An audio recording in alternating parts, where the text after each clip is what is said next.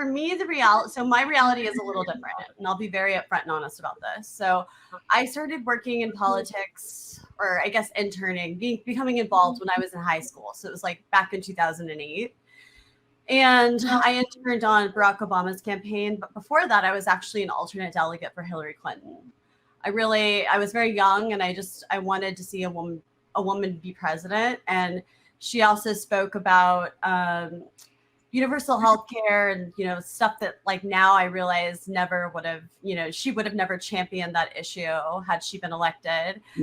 But, and then I took some time off from politics for a few years and got re-energized after Trump was elected in 2016. And, since my previous experiences, and I forgot to mention, I was also paid staff for Hillary Clinton in 2015 as well. So I wasn't on the Bernie train at all. Oh, people don't hold that against her. All right. Listen, she was working in politics. She needed a job. She got a job, and I appreciate getting a job. Withhold the tomatoes. And honestly, like I was just kind of ignorant about a lot of things. You were really young. I was You're still young. The fact that you said I was young, and I'm looking at you, and I'm like, as opposed to now. You were in high school in 2008. I'll take it as long as I can. But so then I worked for Hillary Clinton, and I remember feeling that something just didn't feel quite right about that campaign, to be honest with you. I didn't know what it was exactly. I hadn't like pinpointed it, but I remember a lot of people around me at that time were saying things like, oh, people who like Bernie are just misogynist because they, that's the only reason that they wouldn't support Hillary Clinton. And I sort of drank that up. I was like, yeah, that must be it, without really doing a lot of research. But I still knew that something didn't feel right. It just didn't feel like the same sort of grassroots excitement energy as it did in 2008 when I was helping Obama. So I actually ended up quitting her campaign. And I got a job at Starbucks instead, which I enjoyed a lot more. So fast forward to after Trump getting elected, I got re-energized, and my connections that I had in politics were still related to the Hillary Clinton campaign. So I started working with very like moderate people that were running for Congress and other federal offices. And it was during that time that I started to feel really just sort of icky about the people that I was helping, because I would hear the things that they would say behind the scenes. I'm somebody who was born with a pre-existing condition. I was born with a genetic lung disease similar to cystic fibrosis that can actually be very life-threatening. And while I was working on these campaigns, I didn't actually have health care because I had moved from one state to another to work on the campaign, lost healthcare in the process because I'd previously been on, this is sort of like in the weeds a little bit, but I was on Medicaid in California, then accepted a job in New Jersey, and was waiting for this new health insurance to take effect, all the while working for this candidate who would say things like, oh, what Bernie Sanders says about healthcare, well, what does he know? We just can't give it all away. So I would hear things like that, and it would totally repulse me, and I would just feel myself like, ugh, inside. But I needed a job, and I needed the health insurance, so I kept helping them. Eventually, it's interesting you mentioned Tim Canova, because I ended up, and I'm trying hard not to name specific people that I've worked for. Oh, we've called him out, so bring it. No, I did not work for Tim Canova, but I worked for a Tim Canova adjacent progressive candidate in 2018. Who was sort of in that same vein, after being so disgusted by moderate mainstream Democrats that I then found the progressives. So I was late to the Bernie game. I was like, oh, there's progressives. Oh, cool. These people are different. They care about universal health care. They don't take corporate PAC money. They seem to have principles. They seem to have convictions, And so then I started working for them. And mostly, I still sometimes do consulting for more like centrist or, progressive friendly, but centrist organizations and candidates. But I was really energized and excited about finding progressives. And then slowly since 2020, I've become disillusioned with them as well.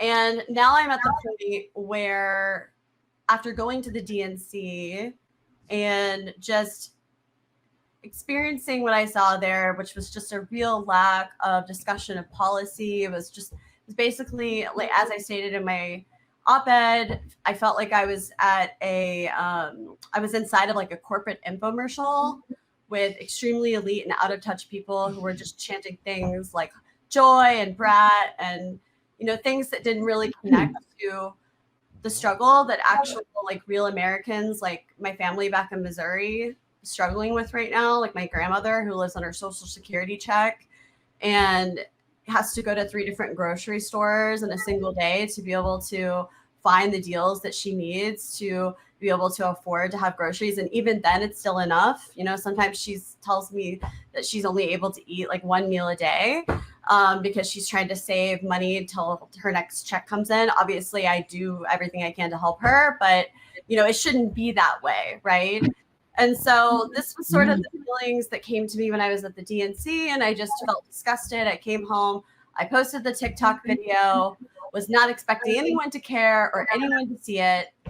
They did. It was a whirlwind for Jess, I'm sure, especially as, my pod partner and not really knowing, that I was going to do that. Jess, do you have anything you want to add to that part? Well, yeah, I want to know. So, Jess, you were there, and so, what was your thoughts of that? Like, were you weren't politically involved, really? You said, like, well, right. So, I guess I would say, like, my, coming to or my journey, amidst the sort of left of center Democratic Party progressive wing of things is, I was a Hillary person. 2016 wasn't really totally in tune with the whole, like, I always considered myself a political junkie.